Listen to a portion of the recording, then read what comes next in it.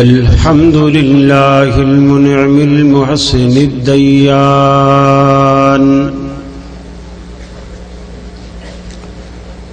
ذي الفضل والجود والإحسان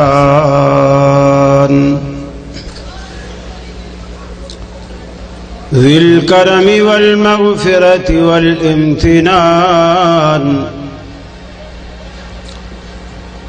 والصلاة والسلام على سيد الأنبياء خير الأنام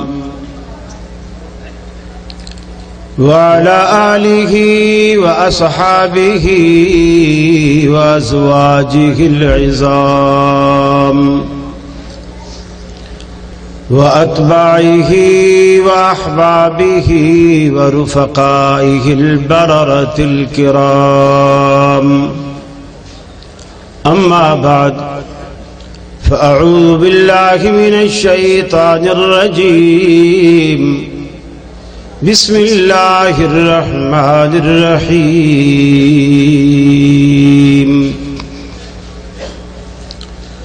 اتبعوا ما أنزل إليكم من ربكم ولا تتبعوا من دونه أولياء قليلا ما تذكرون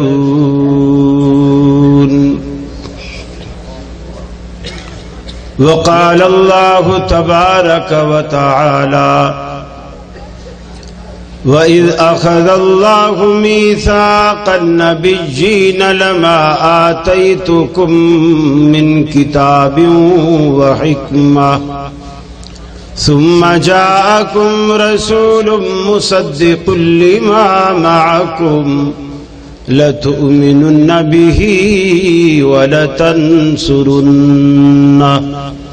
قال أقررتم وأخذتم على ذلكم إصري قالوا أقررنا قال فاشهدوا وأنا معكم من الشاهدين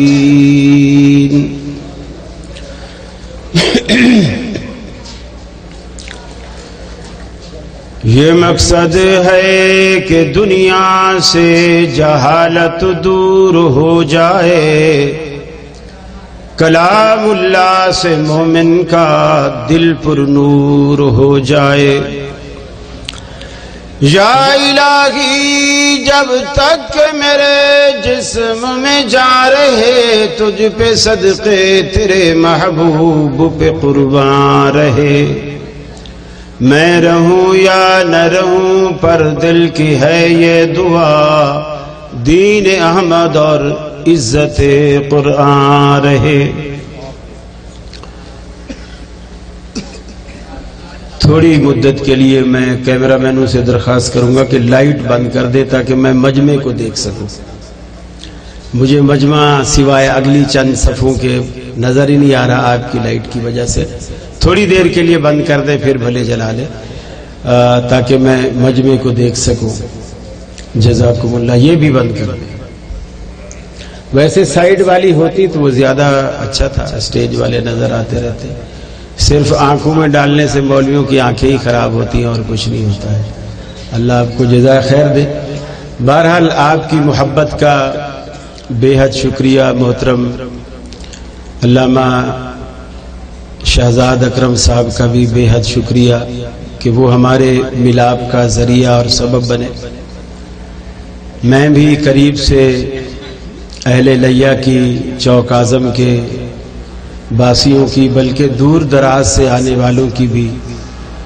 قریب سے زیارت کر سکا ہوں اللہ آپ کی محبت میں اور اضافہ فرمائے یقیناً یہ مسلک کی اور دین کی محبت ہے اور اللہ رب العالمین ہماری اس محبت کو قبول بھی فرمائے اور اضافہ بھی فرمائے ایک گھنٹہ وقت ہے اس میں کچھ جزاکم اللہ کچھ سوال و جواب کا بھی وقت ہے اور کچھ بیان کا بھی وقت ہے میں انشاءاللہ اس وقت سے تجاوز نہیں کروں گا میرے بعد جماعت کے بڑے جید علماء کرام خطبہ موجود ہیں انشاءاللہ آپ ان کو بھی سن سکیں گے اور یہ بھی میں آپ سے گزارش کروں گا، جب دو بچے ایک عربی میں اور ایک اردو میں بیان کر رہے تھے، آپ میں سے کسی نے بھی ان کو داد نہیں دی۔ جس طرح بڑے بڑے خطیب تقریر کر رہے ہوتے ہیں تو آپ ہر جملے پر سبحان اللہ، ہر جملے پر سبحان اللہ کہہ رہے ہوتے ہیں، بچوں کی دفعہ میں آپ نے نہیں کہا۔ حالانکہ بڑوں کو آپ کے اتنے حوصلے کی ضرورت نہیں ہوتی، وہ ماشاءاللہ حوصلہ مند ہو چکے ہیں، آپ واہ واہ کہیں یا نہ کہیں انہوں نے اپنا گھنٹہ پورا ہی کرنا ہے۔ بچوں کو ضرورت ہے آپ کی داد کی، آپ کی تائید کی، آپ کے حوصلے کی۔ تو بچوں کو جب بھی بچے کوئی اچھا کام کرتے ہیں ان کا ضرور حوصلہ بڑھانا چاہیے تاکہ ان کو ہمت ہو، پھر ان کو دیکھ کر دوسرے بچوں کو بھی ہمت ہوتی ہے، اور انشاءاللہ پھر وہ بچے آپ کے لیے صدقہ جاریہ بنیں گے۔ اپنے ماں باپ کے لیے تو بنیں گے ہی بنیں گے، لیکن اساتذہ کے لیے بھی اور اہل علاقہ کے لیے بھی اور جو معاونین ہیں اس ادارے کے، ان کے لیے بھی وہ بچے صدقہ جاریہ بنتے ہیں، اور آپ کو ان کا حوصلہ بڑھاتے ہوئے ایسا کہنا چاہیے۔ جزاکم اللہ خیر جزا۔ مجھے حکم ملا ہے کہ پیغام اہل حدیث کے حوالے سے کچھ باتیں آپ کے گوش گزار کی جائیں۔ حضرت عقبہ بن عامر رضی اللہ تعالی عنہ، طبرانی کی روایت ہے، گھر میں آئے، ان کی بہن نے کہا کہ اے عقبہ، میں نے سنا ہے کہ اس سال اللہ کے رسول صلی اللہ علیہ وسلم حج پہ جانا چاہتے ہیں۔ حضرت عقبہ نے کہا بالکل تم نے ٹھیک سنا ہے، وہ اس سال حج پہ جانے کا ارادہ رکھتے ہیں۔ بہن نے کہا کہ میں نے بھی ارادہ کیا ہے، لیکن ساتھ میں نے 3 نیتیں کی ہیں کہ ان 3 شرطوں کے ساتھ میں حج پہ جاؤں۔ وہ کیا شرطیں ہیں؟ کہ ایک شرط میری یہ ہے جو میں نے اپنے ساتھ باندھ لی ہے کہ میں حج کا سارا سفر پیدل کروں گی، سواری پہ سوار نہیں ہوں گی، پیدل کروں گی۔ دوسری یہ نیت کی ہے کہ وہ پیدل سفر بھی ننگے پاؤں کروں گی، جوتا نہیں پہنوں گی۔ جس طرح کراچی سے آپ کے لوگ ملتان شریف میں آتے ہیں، کافی سندھی وہیں سے کراچی سے سندھ سے جوتے اتار لیتے ہیں، ننگے پاؤں آتے ہیں۔ لیکن اس میں ان کی نیت یہ تھی کہ اگر میں پیدل کروں گی تو تھکوں گی، اور جتنا زیادہ تھکوں گی میرا ثواب بڑھے گا۔ پیدل اس لیے، جوتے کے بغیر اس لیے کہ حدیث میں آتا ہے کہ مومن کو ایک کانٹا بھی اگر چبھتا ہے تو اس کانٹے کے بدلے اللہ تعالیٰ اس کی 10 نیکیاں اسے عطا کرتا ہے، 10 گناہ معاف کرتا ہے، 10 درجے بڑھا دیتا ہے۔ میں تو سفر حج پر ہوں، اگر راستے میں کہیں کنکر، کہیں روڑا، یہ چیزیں اٹکیں گی، مجھے تکلیف ہوگی، اللہ میرے درجات بلند کرے گا۔ تیسری چیز یہ کہ میں نے یہ تہیہ کیا ہے کہ میں ننگے سر جاؤں، جس میں ایک تذلل ہے، ایک عاجزی ہے، ایک انکساری ہے۔ حضرت عقبہ رضی اللہ تعالی عنہ نے کہا کیا تو نے یہ بات رسول اللہ صلی اللہ علیہ وسلم کو بتلائی ہے؟ یعنی آپ کو بتائی ہے اور آپ سے اجازت لے لی ہے؟ بہن نے کہا بھائی اس میں اجازت کی کون سی بات ہے، یہ میں نے کوئی بری نیت تو نہیں کی، حج پہ جا رہی ہوں اور میں اپنے بارے میں ایسا سوچ رہی ہوں، کسی اور کے بارے میں تو نہیں سوچ رہی، اس میں اجازت کی کیا بات؟ حضرت عقبہ بن عامر رضی اللہ تعالی عنہ کہتے ہیں بہن میں تمہیں کبھی بھی حج پہ نہیں جانے دوں گا جب تک میں رسول اللہ صلی اللہ علیہ وسلم سے نہ پوچھ لوں کیا آیا میری بہن ان 3 باتوں کے ساتھ حج پہ جا سکتی ہے یا نہیں۔ چنانچہ عقبہ رسول اللہ صلی اللہ علیہ وسلم کے پاس آتے ہیں اور آ کر کے کہتے ہیں کہ یا رسول اللہ صلی اللہ علیہ وسلم میری بہن اس طرح نیت کر کے بیٹھی ہے، آیا آپ کی طرف سے اجازت ہے؟ آپ نے فرمایا حج کی تو اجازت ہے لیکن ان 3 باتوں کی اجازت نہیں ہے۔ تم کیوں اسے کہو کہ کیوں وہ اپنے آپ کو تکلیف میں ڈالتی ہے، وہ سواری بھی کرے پاؤں میں جوتا بھی پہنے، سر پہ دوپٹہ بھی رکھے، پھر وہ ہمارے ساتھ جا سکتی ہے۔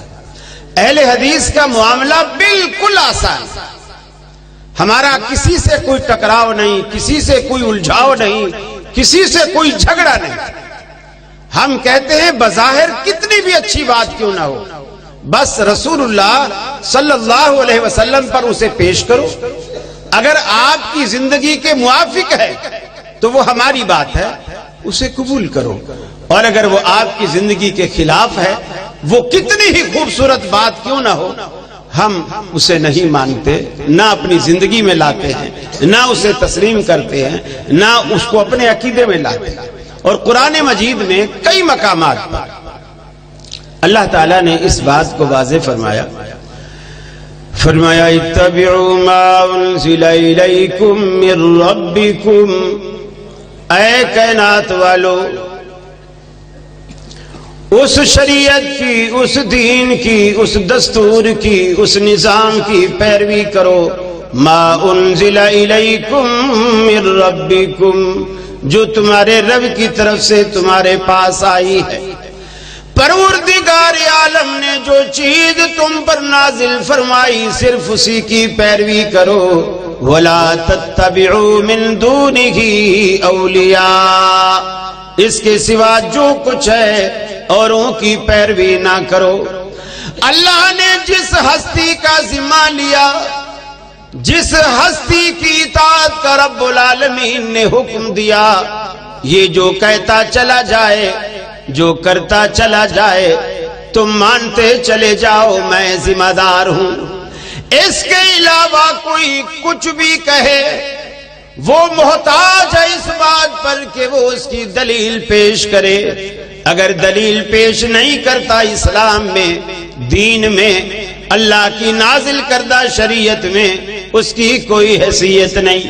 رحمت عالم صلی اللہ علیہ وسلم کے بارے میں رب العالمین نے قرآن پاک میں فرمایا وَإِذْ أَخَذَ اللَّهُ مِيثَاقَ النَّبِيِّينَ لَمَا آتَيْتُكُم مِّن كِتَابٍ وَحِكْمَةٍ، اے دنیا والو، ابھی دنیا کا وجود نہیں تھا، آسمان نہیں تھے، زمین نہیں تھی، سورج نہیں تھا، چاند نہیں تھے، آسمان کی دامن میں جگمگ جگمگ کرنے والے یہ ستارے بھی نہیں تھے۔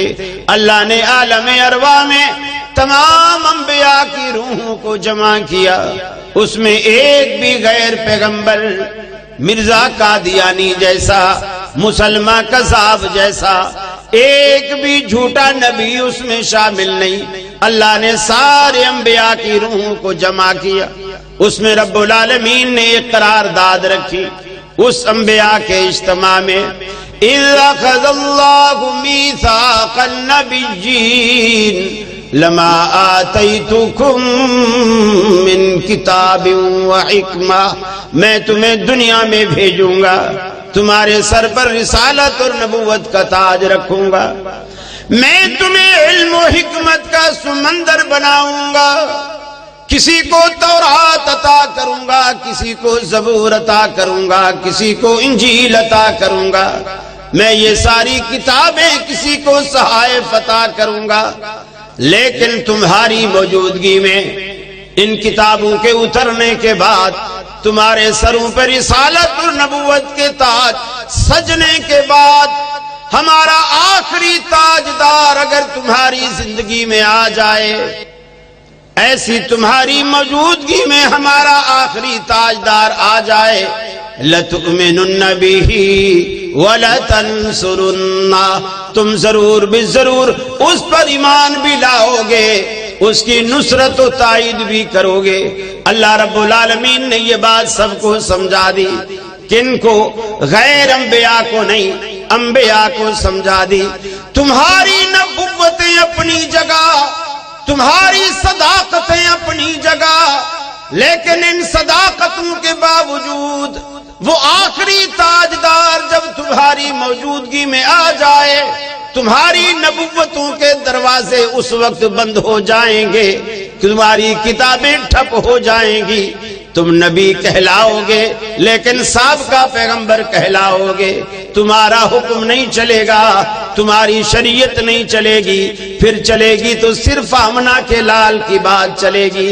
اللہ نے عالم ارواح میں سارے انبیاء سے یہ اقرار لیا، سارے انبیاء سے پھر رب العالمین نے یہ بات پوچھی، قال اقررتم وَأَخَذْتُمْ عَلَى ذَلِكُمْ إِسْرِي، اے انبیاء کی جماعت، کیا تم اقرار کرتے ہو، کیا تم یہ بات مانتے ہو، اس بات کی تم تصدیق کرتے ہو کہ دنیا میں جب جاؤ گے آمنہ کے لال اگر آ جائیں گے تم اپنی نبوت چھوڑ کر آمنہ کے لال کی تائید کرو گے، اس پر ایمان لاؤ گے؟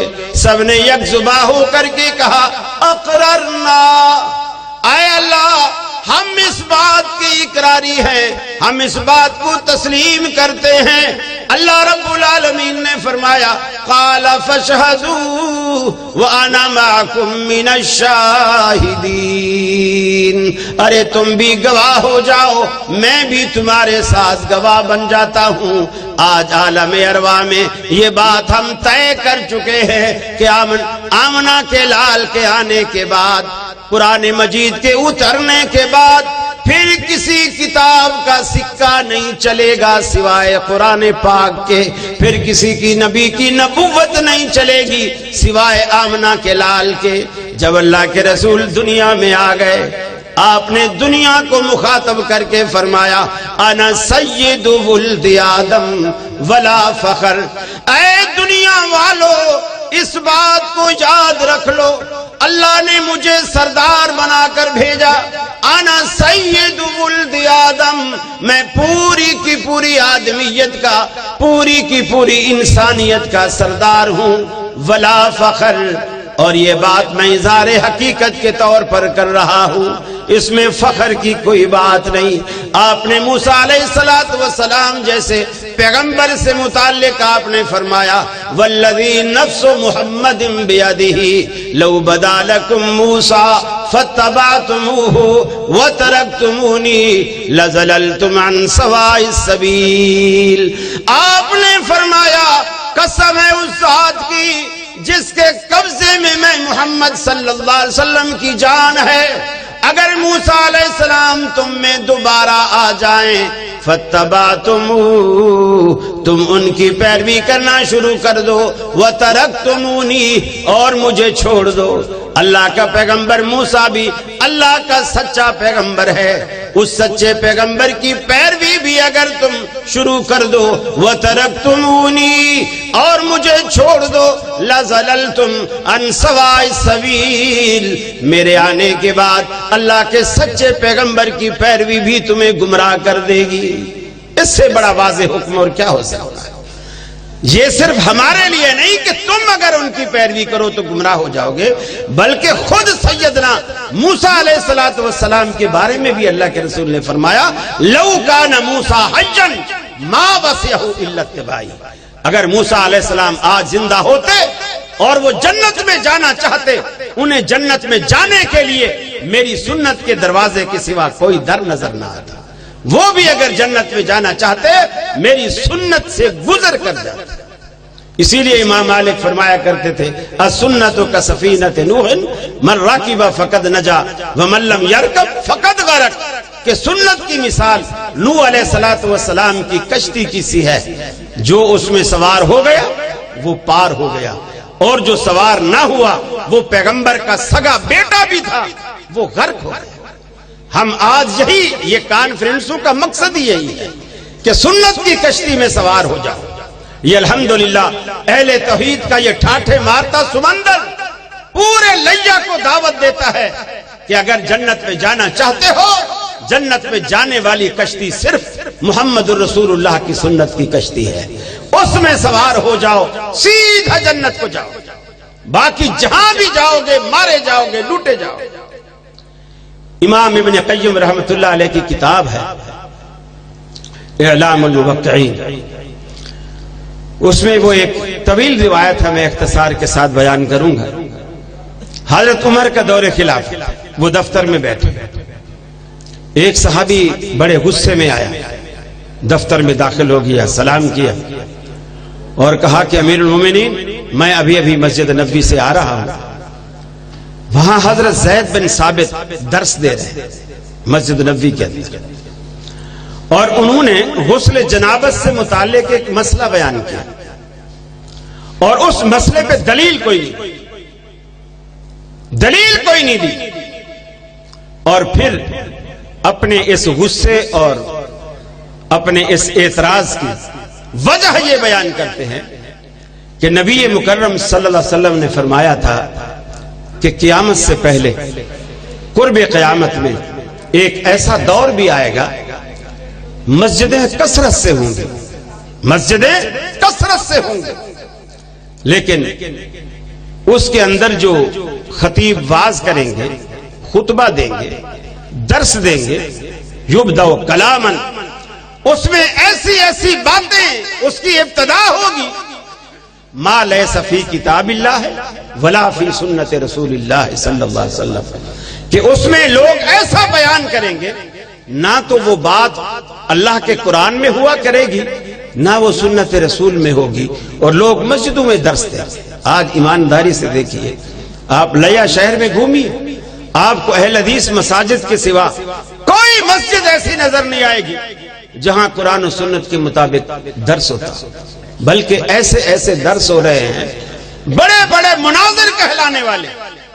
میں نے خود وہ کلپ میڈیا پہ، سوشل میڈیا پہ گھومتے دیکھا کہ وہ بیان کرتا ہے کہ پیر عبد القادر جیلانی کا دھوبی تھا، وہ فوت ہو گیا، اور فرشتے جب منکر نکیر اس کے پاس آئے، اس کو پوچھا من ربو کا، اس نے کہا میں غوث پاک کا دھوبی ہوں۔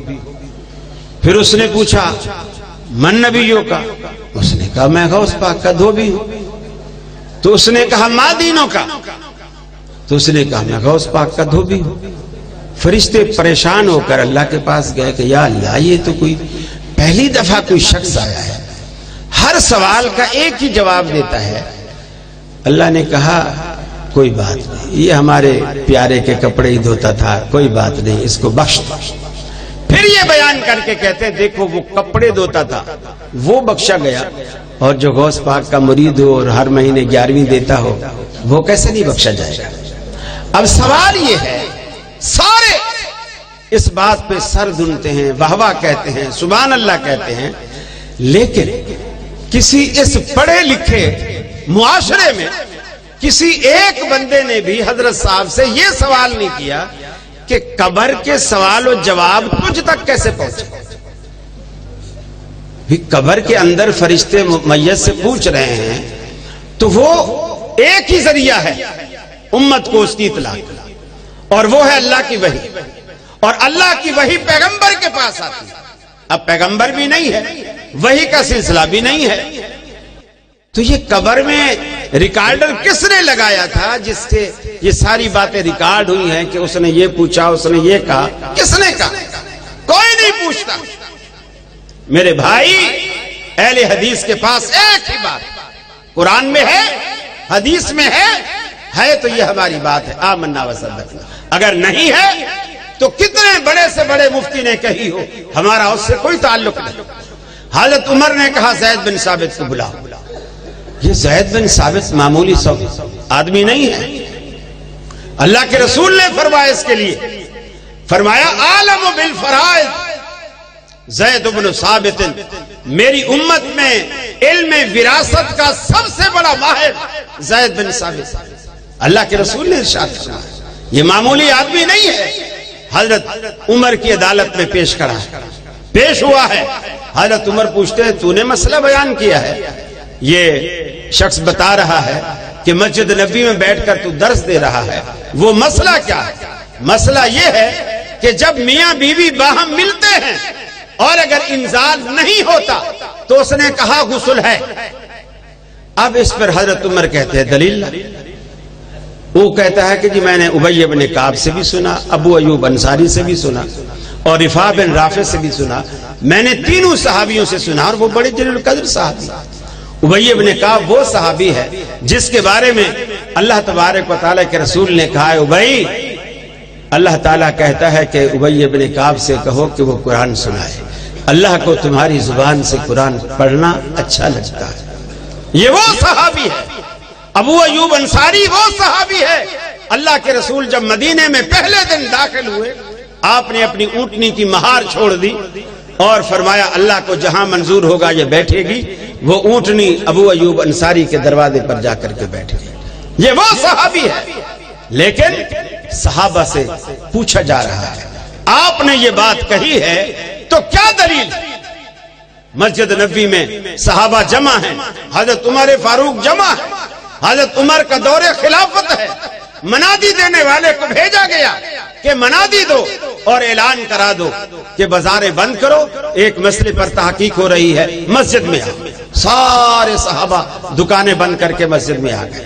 سارے صحابہ سے پوچھا، اس میں انصار بھی ہیں، مہاجرین بھی ہیں، کہ زید بن ثابت یہ مسئلہ بیان کرتا ہے، کیا تم اس کی تائید کرتے ہو؟ وہ کہنے لگے نہیں، جب انزال نہیں ہے تو غسل نہیں ہے، اس نے تو غلط مسئلہ بیان کیا۔ حضرت عمر نے کہا پھر دلیل لاؤ تم۔ حضرت علی رضی اللہ تعالیٰ عنہ نے کہا اے عمر امیر المومنین، یہ تو انصاف نہیں ہے، زید بن ثابت ایک مسئلہ بیان کرتا ہے، اس سے تو تم دلیل پوچھتے ہو، اور یہ جو بھری مسجد انصار اور مہاجرین کی نہیں کی رٹ لگا رہی ہے، ان سے دلیل کیوں نہیں پوچھتے؟ ان سے بھی دلیل پوچھو۔ حضرت عمر کی سمجھ میں بات آ گئی کہ یہ بات درست ہے۔ ان سے کہا تم دلیل دو۔ انہوں نے کہا ہماری عقل کہتی ہے جب انزال نہیں تو غسل نہیں۔ کہا نہیں، یہ دین میں تمہاری عقل نہیں چلے، وہ عقل صحابہ کی ہے، کوفے والے کی عقل نہیں ہے، صحابہ کی ہے۔ مسجد نبوی صحابہ سے بھری پڑی، لیکن حضرت عمر کہتے ہیں دلیل لاؤ۔ نہ کہتے ہو تو کیوں، ہاں کہتے ہو تو کیوں، دلیل لاؤ۔ یہ اہل حدیث کا پیغام ہے آپ سب کے لیے کہ اہل حدیث صحابہ کرام کا وہ طرز کہ دین میں وہ کیسے استنباط کرتے، کیسے استخراج کرتے، کیسے وہ اجتہاد کرتے، ان کا طرز استدلال کیا تھا، یہ سب اہل حدیث کو الحمدللہ اللہ رب العالمین نے وہ طرز عطا کیا ہے۔ حضرت عمر پوچھتے ہیں دلیل لا۔ ایک صحابی کھڑے ہوتے ہیں، کہتے ہیں امیر المومنین، یہ مسئلہ گھریلو زندگی سے، ازدواجی زندگی سے تعلق رکھتا ہے، لہٰذا ازواج مطہرات سے بہتر اس کا جواب کوئی نہیں دے سکتا۔ چنانچہ حضرت عمر فاروق رضی اللہ تعالیٰ عنہ نے اپنی بیٹی حضرت حفصہ رضی اللہ تعالیٰ عنہا کے پاس قاصد بھیجا، چونکہ وہ ام المومنین بھی تھی، ان کے پاس بھیجا۔ حضرت حفصہ نے کہا مجھے یہ مسئلہ معلوم نہیں، لیکن میرا غالب گمان ہے کہ عائشہ کو ضرور معلوم ہوگا۔ چنانچہ وہ قاصد حضرت عمر کے پاس آیا، حضرت عمر نے پھر حضرت عائشہ کے پاس بھیجا۔ حضرت عائشہ نے مسئلہ بتا دیا کہ رسول اکرم صلی اللہ علیہ وسلم کی حدیث ہے، انزال ہو یا نہ ہو، جب بھی دونوں کی شرمگاہیں باہم ایک ہو جائیں ان پر غسل فرض۔ سارے صحابہ نے نہیں کہنے والے اپنے الفاظ واپس لیے اور زید بن ثابت کی بات کی تائید کی، صرف اس لیے کہ اب یہ تیری رائے نہیں، اب تیری رائے کی تائید آمنہ کے لال کے حکم سے ہو گئی ہے۔ یہ ہے اصل دین، یہ وہ اصل دین ہے، اور یہی ہمارا میسج اور پیغام ہے ساری دنیا کے لیے کہ کسی کی مانو یا نہ مانو، آمنہ کے لال کی رد نہ کرو۔ حضرت انس صحابی رسول ہے، آپ بیٹھے ہیں، ایک تابعی ہے، وہ آپ کے سامنے آ کے کہتا ہے اے انس میں وضو کا طریقہ نہیں جانتا، مجھے وضو کا طریقہ بتا۔ حضرت انس وضو کا طریقہ بتانے سے پہلے کہتے تیرا سوال ہی غلط ہے، مجھے بتائیے اعظم چوک والوں یہ سوال غلط ہے، اگر مجھے وضو کا طریقہ نہیں آتا، آپ اگر عالم ہیں، میں آپ سے پوچھتا ہوں جی آپ عالم ہیں، مجھے وضو کا طریقہ بتائیں، وضو کیسے کروں؟ یہ سوال غلط ہے کہ صحیح ہے؟ جی یہ سوال صحیح ہے، اس میں کوئی اشکال ابہام نظر نہیں آ رہا کہ ایک آدمی کو پتہ ہی نہیں ہے، وہ پوچھتا ہے وضو کیسے کرنا چاہیے۔ حضرت انس کہتے ہیں تیرا سوال غلط ہے، وہ پریشان ہو گئے۔ اس نے بجائے اپنے سوال کو ٹھیک کرنے کے، اس نے کہا حضرت آپ پہلے میرا سوال ٹھیک کر دیں پھر میرا جواب دے دیں۔ حضرت انس رضی اللہ تعالیٰ عنہ کہتے ہیں تیرے سوال کی غلطی یہ ہے تیرے سوال کی غلطی یہ ہے کہ تو انس سے وضو کا طریقہ پوچھتا ہے، جبکہ میرا طریقہ دین نہیں ہے، میرا طریقہ دین نہیں ہے۔ اور جب مجھ سے سیکھ کے جائے گا ساری دنیا کو یہی بتلائے گا کہ انس سے میں نے وضو کا طریقہ پوچھا تھا، انس نے وضو کا یہ طریقہ بتایا تھا، اور ساری دنیا کے ذہن میں یہی ڈالتا رہے گا کہ وضو کا وہی صحیح طریقہ ہے جو انس نے کیا ہے۔ جبکہ تجھے یہ پوچھنا چاہیے، اے انس، میں صحابی نہیں، تو صحابی رسول ہے، میں نے اللہ کے رسول کو نہیں دیکھا، تو نے دیکھا ہے، مجھے یہ بتا کہ اللہ کے رسول وضو کیسے کیا کرتے تھے۔ یہ ہے فرق اصحاب الرائے میں اور اصحاب الحدیث میں، یہ بنیادی فرق ہے کہ مجھے بتا اللہ کے رسول وضو کیسے کیا کرتے تھے، پھر جب مجھ سے سیکھ کے جائے گا دنیا کو بتائے گا اللہ کے رسول وضو ایسے کیا کرتے تھے، اور ان کا کرنا دین ہے۔ حضرت عمر جیسی ہستی بیت اللہ کا طواف کرتی ہے، ابتدا میں حجر اسود کو بوسہ لینے کے وقت آتا ہے، بوسہ لینے سے پہلے رک گئے، کچھ یاد آیا، ٹھہر گئے اور کہا کہ اے حجر اسود، میری نظر میں اس سے بڑا تیرا کوئی رتبہ نہیں کہ تو ایک جنت سے آیا ہوا پتھر ہے، نہ تو نقصان پہنچا سکتا ہے نہ نفع دے سکتا ہے۔ اللہ کی قسم، اگر میں نے اپنے حبیب محمد رسول اللہ صلی اللہ علیہ وسلم کو نہ دیکھا ہوتا کہ وہ تجھے بوسہ دیتے ہیں، میں تجھے کبھی بوسہ نہ دیتا۔ میں اگر تجھے بوسہ دیتا ہوں تو تیری کسی فضیلت کی وجہ سے نہیں، آمنہ کے لال کی سنت پہ عمل کرنے کے لیے تجھے بوسہ دیتا ہوں۔ یہ اہل حدیث کی آج دعوت ہے، اس کانفرنس کا یہی بنیادی، اور ساری دنیا کو ہم یہی کہتے ہیں، ساری دنیا کو یہی کہتے ہیں۔ ساڈا پیر محمد جیڑا آمنہ دلال وے، تیرا بھی کوئی ہے تے ایسا مینوں بھی وکھال وے۔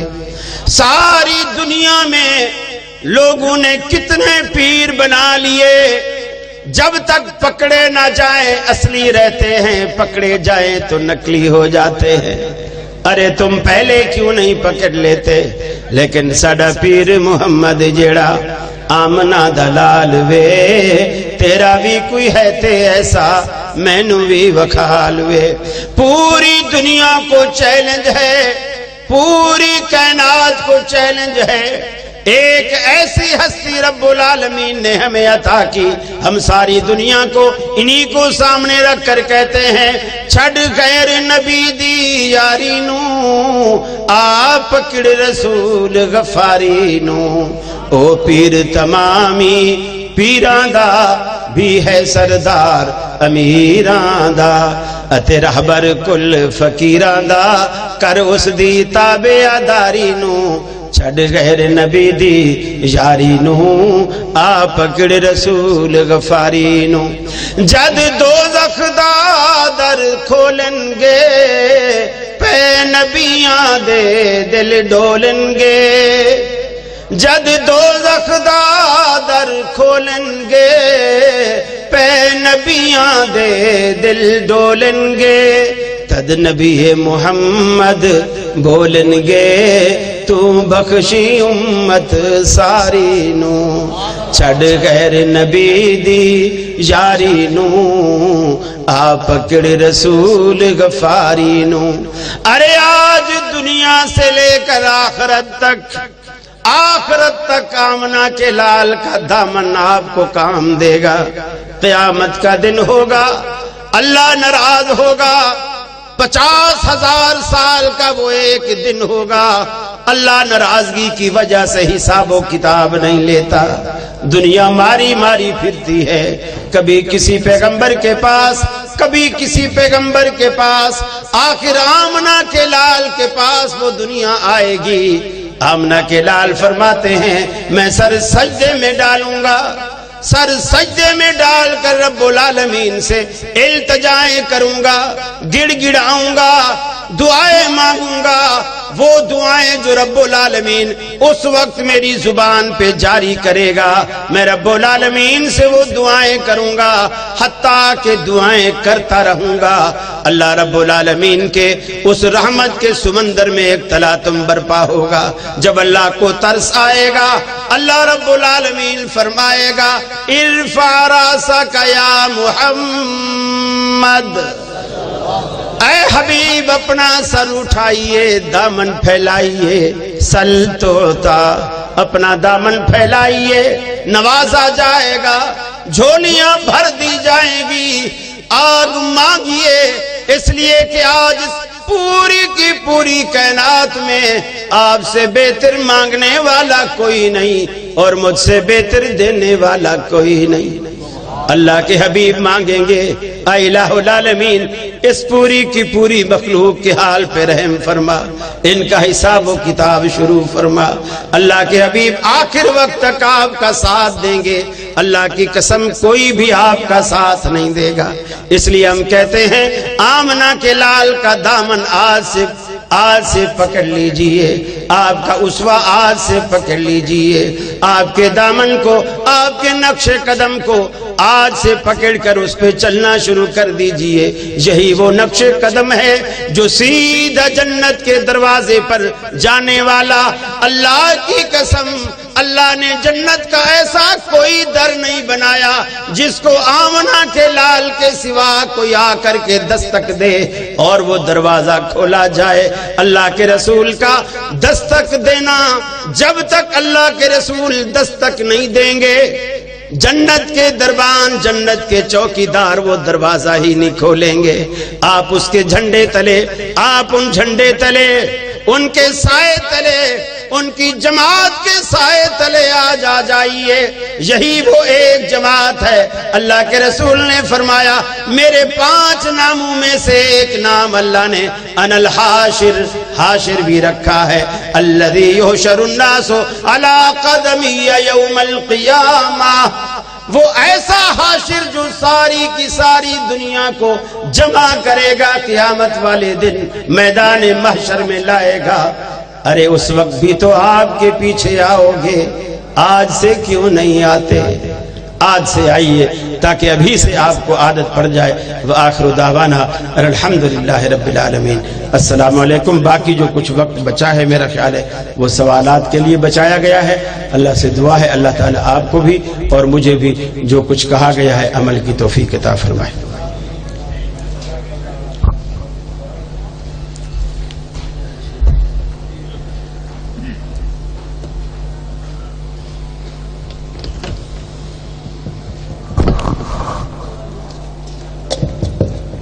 السلام علیکم ورحمۃ اللہ۔ جن بھائیوں نے سوال لکھے ہیں اسٹیج کی طرف پہنچا دیں۔ یہ ساری افراتفری نہ کریں، کوئی ایک ساتھی بیچ میں ہاتھ کھڑا کریں، جس کے پاس سوال ہے تو وہ دوسرے کو دے دیں تو وہ ایک بچہ پہنچا دیا کرے، سارے نہ اٹھیں۔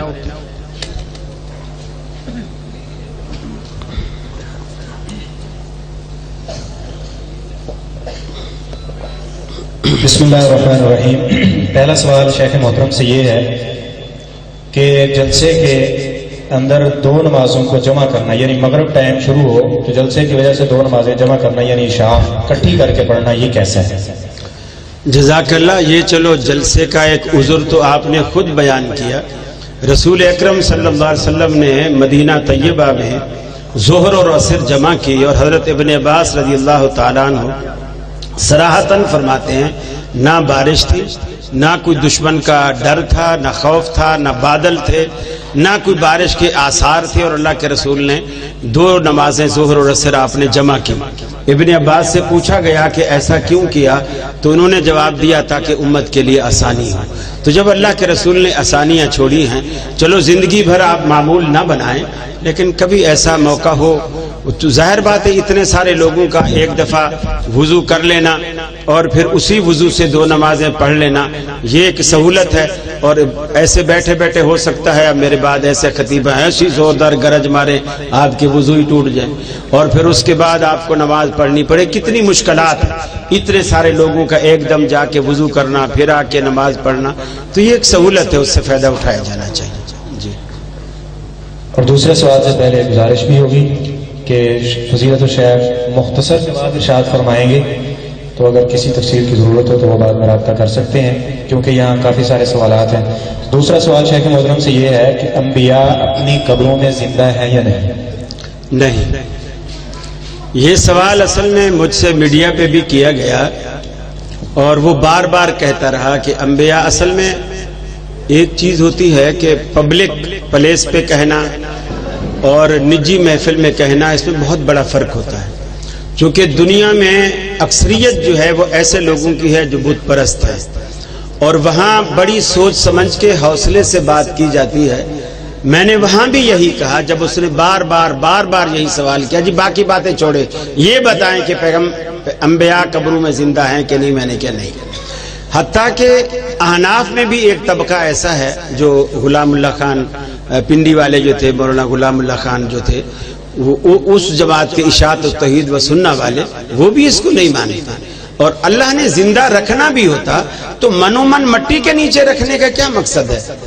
آپ کی زندگی دنیا کے لیے مفید ہے، نہ کہ مٹی کے نیچے مفید ہے۔ آپ کی زندگی اوپر والوں کے لیے مفید ہے۔ اگر اللہ کو زندہ رکھنا بھی ہوتا، اور پھر اللہ نے قرآن مجید میں بھی کہا، اور صدیق اکبر نے پہلا خطبہ دیا، اس کے الفاظ یہی تھے، ان محمدن قد مات۔ تو اس سے بڑی اور کیا دلیل آپ ہم سے چاہیں گے؟ جی حیاکم اللہ۔ تیسرا سوال یہ ہے کہ صحابہ کرام میں سے کسی ایک کو غلط اور کسی دوسرے کو صحیح کہنا، یہ کیسے ہے؟ نہیں، ایسا ہمیں نہیں کہنا چاہیے، بلکہ تمام کے تمام صحابہ عادل ہیں، صادق ہیں، امین ہیں۔ اسی لیے اسماء اور رجال کی جو بحثیں بھی شروع ہوتی ہیں تو صحابہ کرام کے بعد سے شروع ہوتی ہیں، صحابہ کرام پہ کوئی جرح نہیں ہوتی۔ اور اللہ رب العالمین نے جب کہہ دیا کہ میں ان سے راضی ہوں، یہ مجھ سے راضی ہیں، ان سے اگر بشری تقاضے سے کوئی غلطیاں ہوئی بھی ہیں، ہم یہ نہیں کہتے کہ ان سے غلطیاں نہیں ہوتی، غلطیاں ہوئی بھی ہیں تو اس کے ہم ذمہ دار نہیں ہیں، وہ جانے اور ان کا رب جانے۔ ہمیں یہ اختیار نہیں ہے کہ ہم ان کے بارے میں بدزبانی کریں۔ اللہ کے رسول نے فرمایا، اللہ فی اصحابی، میرے صحابہ کے بارے میں بدگمانی کرنے سے، زبان درازی کرنے سے اللہ سے ڈرو۔ جی آگے سوال یہ ہے کہ ایک آدمی پہلی بیوی کی اجازت کے بغیر دوسری شادی کر سکتا ہے؟ جی ملکی قانون میں تو اجازت ضروری ہے، اللہ کے قانون میں یہ پابندی نہیں ہے۔ اب آپ وکیل کو پیسے ویسے دے کے وہ جان چھڑا لیں، کوئی ایسی بات نہیں ہے۔ باقی اللہ کے قانون میں آپ کو اجازت ہے، 4 تک کسی سے پوچھنے کی کوئی ضرورت نہیں، بس آپ میں تپڑ ہونے چاہیے اور آپ ان 4 میں انصاف کر سکتے ہوں تو آپ ایسا کریں، اور اگر آپ انصاف نہیں کر سکتے تو پھر ایک پر گزارا کریں۔ جی ایک آدمی نے ہاتھ میں کپڑا پہنا ہوا ہے، روکا گیا تو کہتا ہے اس کے نہ پہننے کی کوئی دلیل ہے؟ ہاتھ میں کپڑا پہنا ہوا ہے کوئی بھی لاکٹ وغیرہ، ہاتھ میں تو لاکٹ نہیں پہنتے، لاکٹ گلے میں پہنا جاتا ہے، کنگن یا کڑا پہنا ہوا ہے۔ جی یہ کڑا، اگر آپ اس کو گھڑی پہ تشبیہ دیتے ہیں تو خیر ایسا نہیں، گھڑی کا ایک مقصد ہے، جو لوگ کڑے پہنتے ہیں وہ اس میں خاصیت سمجھتے ہیں۔ اللہ کے رسول نے فرمایا جو اس طرح کی چیز ڈالتا ہے اللہ تعالیٰ اس کو اسی کے حوالے کر دیتا ہے، گویا اس کا خدا پر توکل اٹھ جاتا ہے، پھر اللہ رب العالمین بھی اس کو کڑوں اور دھاگوں اور تعویذوں کے حوالے کر دیتا ہے، پھر وہ اسی کے لیے ہو جاتے ہیں۔ یہ شرک کے دائرے میں آتی ہے، اسے نہیں کرنا چاہیے۔ جیسے حدیث میں آتا ہے من تعلق تمیمۃ فقد اشرک، یقیناً یہ سب تمیمیں ہیں، اس سے بچنا چاہیے۔ جی امام مہدی کتنی دیر امامت کریں گے؟ دجال کا دور کتنا ہوگا؟ دجال کا دور زیادہ نہیں ہے، البتہ امام مہدی کے حوالے سے اتنا آیا ہے کہ وہ آئیں گے، ادھر امامت بھی کریں گے، پھر عیسیٰ علیہ السلام آئیں گے، وہ شادی بھی کریں گے، کم سے کم 40 سال کا عرصہ ہے۔ 40 سال، آج بھی اگر عیسیٰ علیہ السلام آ جائیں تو قیامت 40 سال بعد آئے گی، اس سے پہلے نہیں آئے گی۔ اس لیے حضرت عیسیٰ علیہ السلام آئیں گے تو پھر یہاں شادی بھی کریں گے, یہاں ان کے بچے بھی ہوں گے. تو یہ عرصہ ان کا حدیثوں میں آیا ہے. دجال کا عرصہ بہت تھوڑا ہے. حضرت عیسیٰ علیہ السلام اس سے لڑیں گے اور مٹائیں, اس کو مار دیں گے, قتل کریں گے, یہودیوں کو قتل کریں گے, عیسائیوں کو مسلمان کریں گے, صلیب کو توڑیں گے, خنزیر کو قتل کریں گے. اس کے بعد جب دجال بھی مر جائے گا اور اس کے بعد اسلام کا ایسا دورہ ہوگا اور ایسی برکتیں ہوں گی سنت پر عمل پیرا ہونے سے اور شریعت پر عمل پیرا ہونے سے, کہ اللہ کے رسول نے فرمایا ایک انار جو باغ میں لگے گا, کوئی بندہ اس انار کو توڑ کے لائے گا, اس کے جب دانے نکال کے کھائیں گے تو پورے خاندان کو وہ دانے کافی ہوں گے. اور اس انار کے خول کو جب یوں 2 حصے کر کے کھڑا کریں گے تو پورے خاندان کے رہنے کا ایک خیمہ بن جائے گا. اس وقت اللہ رب العالمین یہ برکتیں دے گا. بہرحال آپ ڈرے نہیں, ابھی عیسیٰ علیہ السلام بھی نہیں آئے, امام مہدی بھی نہیں آئے, ابھی قیامت کو کچھ وقت ہے انشاءاللہ. اور اگر آپ اہل توحید اسی طرح اللہ اللہ کرتے رہے تو انشاءاللہ اللہ دنیا کی عمر بڑھا دے گا. جی, ایک آدمی کی نماز مغرب رہ جاتی ہے, عشاء کی جماعت کھڑی ہے, تو وہ کس طرح, یا پہلے وہ مغرب پڑھے گا یا عشاء؟ دیکھیے کچھ علماء اسی کے قائل ہیں کہ ترتیب کو ملحوظ خاطر رکھے. میرا نقطہ نظر اس سے مختلف ہے, اس لیے کہ مغرب کا وقت اب نکل چکا ہے, وہ قضا ہو چکی ہے. اب وہ چاہے عشاء کے پیچھے بھی پڑھے تو وہ قضا ہو چکی ہے. اور دوسری بات یہ وہ پڑھے گا کیسے؟ عشاء کی 4 رکھتے ہیں, مغرب کو اس نے 3 رکھتے پڑھنی ہے, تو ویسے بھی میل نہیں کھاتی. اور دوسری بات یہ ہے اس نے بھی عشاء پڑھنی ہے, وقت بھی عشاء کا ہے, امام بھی عشاء پڑھا رہا ہے, تو وہ عشاء پڑھے اور عشاء کی نماز کے بعد مغرب کو قضا کرے. یہ سیدھی سادی بات ہے. لیکن کچھ لوگ کہتے ہیں کہ نہیں جی ترتیب ملحوظ رکھے. ترتیب اس صورت میں ملحوظ رکھنی ہے, مثلا آپ مسجد میں آئے اور آپ اکیلے ہیں تو آپ پہلے مغرب پڑھیں پھر عشاء پڑھیں, یا 2-4 ساتھی آپ سفر سے آئے اور دونوں کی مغرب بھی رہتی ہے عشاء بھی رہتی ہے, تو پہلے آپ مغرب پڑھیں پھر آپ عشاء پڑھیں. لیکن آپ آئے حاضر امام کوئی عشاء پڑھا رہا ہے تو پھر آپ مغرب کو چھوڑ دیں, آپ عشاء اس کے ساتھ پڑھیں اور اس کے بعد آپ مغرب کی نماز ادا کریں. جی, اگر حضور پاک صلی اللہ علیہ وسلم اپنی قبر مبارک میں زندہ نہیں ہے تو درود پاک کیسے پہنچنا؟ یہ تو میرا سوال ہے. یہ آپ کو کس نے کہا ہے, یہ کس نے کہا ہے کہ درود نبی کے پاس جاتا ہے؟ درود کے پہلے لفظ کیا ہے؟ آپ نے کس کو مخاطب کیا ہے, مدینے والی سرکار کو یا عرش والے کو؟ آپ درود ایک دعا ہے, آپ نے دعا اللہ سے کی ہے. اگر آپ کا درود اوپر جانے کی بجائے مدینے جا رہا ہے تو اس کے معنی یہ ہے قبول نہیں ہو رہا. اللہ کے بندے آپ اس میں دعا مانگ رہے ہو, اللہم صلی علی محمد, اے اللہ محمد صلی اللہ علیہ وسلم پر رحمت نازل فرما. تو یہ درخواست اللہ کے پاس جائے گی تو اللہ اس کے نتیجے میں آپ کی دعا قبول کر کے آپ پر رحمت نازل فرمائے گا. تو آپ کا درود قبول ہو گیا. اور ڈائریکٹ وہ مدینے چلا گیا ہے تو جس نے رحمت نازل کرنی تھی اس کے پاس گیا ہی نہیں. میں ایک آپ کو چھوٹی سی مثال دوں, آپ مولویوں سے پوچھئے گا, حضرت عثمان رضی اللہ تعالیٰ عنہ کو حدیبیہ کے موقع پر جب قاصد بنا کر بھیجا گیا اور کفار نے ان کو پکڑ لیا, اور جب وہ پکڑے گئے تو انہوں نے قید کر لیا. اللہ کے رسول کو اطلاع یہ ملی کہ حضرت عثمان کو شہید کر دیا گیا. آپ نے بیعت رضوان لی, صحابہ کرام سے بیعت لی کہ ہم عثمان کا قصاص لے کے جائیں گے. صحابہ نے بیعت کی اور وہ بیعت بھی اللہ کو صحابہ کے جذبات کی وجہ سے اتنی پسند آئی کہ وہ بیعت رضوان کے نام سے مشہور بھی ہوئی بہت. اب حضرت عثمان زندہ ہیں, یقیناً کفار نے بے شک روک لیا تھا, لیکن آپ وہاں نماز بھی پڑھتے ہوں گے, درود بھی پڑھتے ہوں گے, اور درود نہ بھی پڑھے تو نماز والا درود تو پڑھا ہوگا نا. لیکن اللہ کے رسول نے ایک دفعہ بھی کسی صحابی سے نہیں کہا کہ یہ جو خبر ہمارے پاس آئی ہے حضرت عثمان کی شہادت کی غلط ہے, اس کا درود میرے پاس آ رہا ہے. کبھی ایسا ہوا آپ نے کہا؟ نہیں کہا نا. تو میرا خیال ہے یہ میرے پاس تو اس کی کوئی دلیل نہیں کہ درود مدینے جاتا ہے. درود اللہ کے پاس جاتا ہے, اس میں جو کچھ مانگا گیا ہے اللہ قبول کر کے وہ رحمت اللہ کے رسول کے پاس بھیجتا ہے.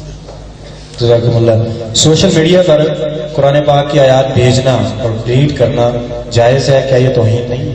نہیں، یہ توہین نہیں، یہ تبلیغ کا ایک بہترین ذریعہ ہے۔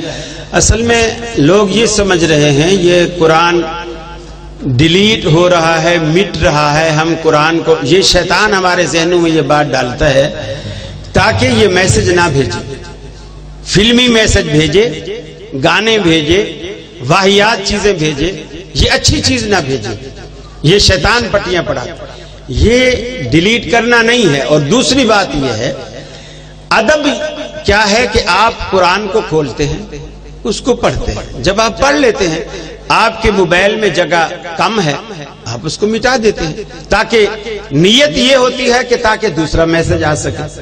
آپ کی میموری اگر فل ہو جائے گی تو میسج آنا بند ہو جائیں گے، آپ کے پاس کوئی میسج نہیں آئے گا جب تک آپ پہلے میسج ڈیلیٹ نہیں کریں گے۔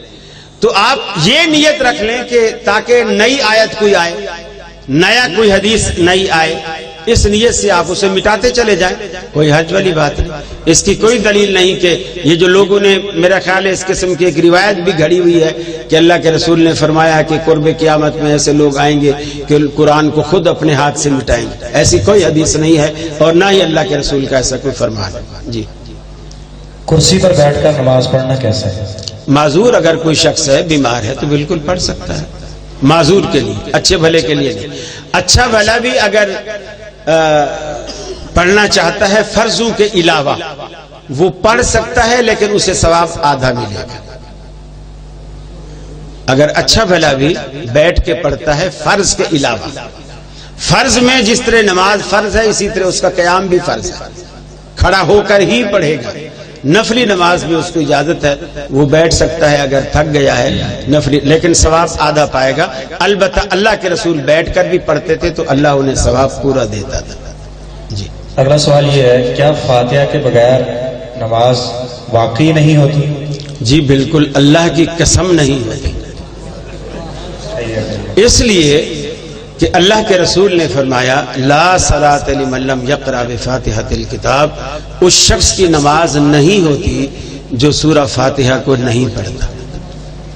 تو یہ بالکل واضح حکم ہے، اس میں کوئی ابہام یا گنجائش نہیں۔ جی، اگلے بھائی ایک محترم سوال کرتے ہیں کہ میں حنفی ہوں، اب میں صحیح اسلام کہاں سے لوں، کس کے پاس جاؤں، مجھے کیا کرنا چاہیے؟ میری رہنمائی کی۔ جزاکم اللہ احسن جزا، اللہ آپ کو ثابت قدم رکھے اور اللہ تعالیٰ آپ کے لیے تحقیق کے دروازے کھول دے۔ سب سے آسان معاملہ یہ ہے، قرآن مجید کو جون سے بھی عالم کا ترجمہ آپ کو پسند ہے، اگر آپ کو ابھی اہل حدیثوں پر اعتبار نہیں آیا، آپ محمد جونا وگڑی کا ترجمہ نہ پڑھیں، آپ جالندری کا ترجمہ پڑھنا شروع کر دیں، ہمیں کوئی اعتراض نہیں۔ مولوی ترجمے میں ڈنڈی نہیں مارتے، حاشیے میں ڈنڈی مارتے ہیں۔ حاشیہ آپ نہ پڑھیں، ترجمہ پڑھیں، اور حدیث میں صحیح ذوف کے چکر سے بچنے کے لیے آپ بخاری شریف خرید لیں اور اس کا مطالعہ خود کرنا شروع کر دیں۔ یقین مانیے اللہ تعالیٰ آپ کے دل کے دریچے ایسے کھولے گا، آپ دنگ رہ جائیں گے کہ آپ نے اتنی عمر گنوائی کیسے۔ بڑے بڑے علماء آخری عمر میں آ کر، میرے پاس وقت نہیں چونکہ پہلے کہہ چکے ہیں کہ جواب مختصر دیا جائے، بڑے بڑے احناف کے علماء جو انور شاہ کاشمیری جیسے، وحدت امت ایک کتاب ہے جسٹس تقی عثمانی کے والد گرامی کی، مفتی شفیع کی، وہ ہے وحدت امت، اس کے صفحہ نمبر 15 پر ایک اہم واقعہ کے نام سے اس نے لکھا یہ بات کہ قادیان میں ہماری ہر سال کانفرنس ہوتی تھی، ایک دن فجر کی نماز کے بعد میں دیکھا کہ انور شاہ صاحب کاشمیری یوں گھٹنے کے اوپر کیے ہوئے ہیں اور یوں ہلکا ڈالا ہوا ہے، سر گھٹنے کے اندر ڈالا ہوا ہے اور سوچ میں مصروف ہے۔ میں ساتھ بیٹھا رہا، میں نے کہا حضرت کیا بات ہے، آپ بڑے پریشان ہیں؟ فرمانے لگے بس شفیع بھائی کیا بتاؤں، ہم نے عمر برباد کر دی۔ تو مفتی شفیع صاحب کہنے لگے کہ میں نے کہا حضرت آپ کی عمر آدھی پڑھنے میں گزری اور آدھی پڑھانے میں گزری، تو آپ کہتے ہو میں نے عمر برباد کر دی۔ اگر آپ کی عمر برباد ہوئی تو پھر عمر کام میں کس کی لگی؟ فرماتے شفیع بھائی میں سچ کہتا ہوں ہم نے عمر ضائع کر دی، ہم نے ساری زندگی فقہ حنفی کی ترجیح پر گزار دی کہ اس کو فلاں مسئلے پر فلاں امام کے مقابلے میں فقہ حنفی کو ترجیح ہے، اور یہی کرتے ہم نے ساری زندگی گزار دی۔ اب سوچتا ہوں تو دیکھتا ہوں کہ ہم نے عمر کس چیز میں برباد کی۔ تو بجائے اس کے کہ اس عمر میں جا کر آپ پچھتائیں، یہ اللہ کا فضل ہے کہ اللہ نے آپ کو ابھی سے یہ ہدایت دی ہے. آپ بالکل قرآن مجید کو ڈائریکٹ پڑھنا شروع کریں اور بخاری شریف کا مطالعہ کریں. انشاءاللہ یہ بشرطے کہ آپ سفید شیشہ پہنیں, میری طرح یہ نیلا شیشہ نہ پہنیں, سفید شیشہ پہنیں تاکہ ہر چیز آپ کو اصلی رنگ میں نظر آئے. تقلید کا شیشہ اتاریں. جزاکم اللہ خیر. جی, اتحاد امت کیسے ممکن ہے؟ اہل توحید کے درمیان اختلاف کیسے ہیں اور ان کو کیسے ختم کیا جا سکتا ہے؟ یہ تو بڑا دکھی سوال ہے. دیکھیے ویسے تو میں سمجھتا ہوں سچی بات, بہت کئی سال پرانی بات ہے, شاید آپ بھی سمجھتے ہو. ایک مخصوص طبقہ تھا ہمارے ہاں جن کے دسترخوان پہ گلاس نہیں ہوتے تھے, صرف جگ ہوتے تھے. یاد ہے آپ کو وہ وقت؟ ہماری جماعت میں ایک مخصوص طبقہ تھا جن کے دسترخوان پہ پانی پینے کے صرف جگ ہوتے تھے, گلاس نہیں ہوتے. آپ کو معلوم ہے, کوئی دماغ میں آ رہی ہے بات؟ ہوتا تھا نا. لیکن باقی اہل حدیثوں کے ہاں جگ اور گلاس دونوں ہوتے تھے. سندھ میں ایک پروگرام تھا تو مجھ سے کسی نے نام لے کر کے کہا کہ جی جماعت الدعوہ میں اور آپ میں کیا فرق ہے؟ میں نے کہا جگ اور گلاس کا فرق ہے اور کوئی فرق نہیں. تو میں آج بھی یہی کہتا ہوں, یہ میرا حسن ظن ہے کہ جگ اور گلاس کا فرق ہے, چونکہ بہت ساری چیزیں. اب ان کے ہاں بھی گلاس آ گیا ہے, اب ان کے ہاں بھی ٹی وی آ گیا ہے, ان کے ہاں بھی ٹی وی میں آنا شروع ہو گیا ہے, ان کے ہاں بھی جمہوریت جو کفر تھی وہ اسلام ہو گئی ہے. میرا خیال ہے وہ اختلافات اب مٹتے چلے جا رہے ہیں. بس نچلا جو طبقہ ہے یہ اگر اوپر والے طبقے کو پریشان نہ کرے اور ان کو ادھر کی ادھر ادھر کی ادھر دراڑیں ڈالنے کی کوشش نہ کرے تو انشاءاللہ وہ وقت قریب ہے کہ انشاءاللہ سارے بھائی, چونکہ اہل توحید تو سارے ہیں, اہل توحید سارے ہیں اور سنت سے محبت بھی رکھنے والے سارے ہیں, اور میری یہ دعا ہے اللہ تعالی ہم سب کو ایک کر دے. آخری سوال ہے کہ اگر کڑا پہننا حرام ہے تو انگوٹھی پہننا کیسے ہے؟ انگوٹھی پہننا سنت سے ثابت ہے. بلکہ آپ یہ کہتے ہیں پھر ہو سکتا ہے یہ بھی سوال آ جائے کہ دونوں ہاتھ میں, جی دونوں ہاتھ میں بھی ثابت ہے. لیکن چاندی کی انگوٹھی اور اس پہ ایک انگوٹھی آپ نے ایسی استعمال کی جس کو آپ اسٹیمپ کے طور پر استعمال کرتے تھے, اور ایک انگوٹھی آپ نے ایسی استعمال کی جس میں ایک حبشی پتھر, یعنی جسے آپ نگینہ کہہ سکتے ہیں, لیکن اس پتھر کی خاصیت رکھے بغیر, خاصیت مانے بغیر, جیسے بھی کوئی عقیق پہنے گا تو یہ ہوگا, فیروزہ پہنے گا تو یہ ہوگا, اور زمرد پہنے گا تو یہ نظریہ رکھے بغیر اگر بیوٹی کے لیے وہ پہنتا ہے تو اللہ کے رسول کی سنت سے یہ چیز ثابت ہے. جزاک اللہ. آخری سوال یہ ہے کہ مسجد کی جگہ تبدیل کرنا کیسے ہے؟ مسجد قیامت تک مسجد ہے. آپ مسجد کو بازار میں تبدیل نہیں کر سکتے. یہ ہو سکتا ہے کہ اس کو چھوٹی مسجد رہے لیکن رہے گی مسجد. مسجد تحت سرا سے اوپر جتنا بھی چلے جائیں گے وہ مسجد. مسجد کو کسی اور مصرف میں وہ شادی حال بن جائے, وہ کوئی اور چیز بن جائے, ایسا نہیں ہو سکتا. دنیا کی کوئی اور چیز مسجد میں تبدیل ہو سکتی ہے, مسجد کسی اور چیز میں تبدیل نہیں ہو سکتی. جزاکم اللہ خیر, احسن الجزاء. جزاکم اللہ. آپ کی اس محبت کا اور دل جمی سے بیٹھنے کا بے حد شکریہ. میں اہل لیا کی اس محبت سے بہت متاثر ہوا ہوں. میں اس کے بدلے آپ کو کچھ نہیں دے سکتا سوائے اس کے کہ اللہ رب العالمین آپ کو جنتوں میں بھی اسی طرح اکٹھا کر دے جس طرح آج آپ یہاں بیٹھے ہیں. وآخر دعوانا الحمدللہ رب العالمین. جی ان سے پہلے اجازت مانگیں. جی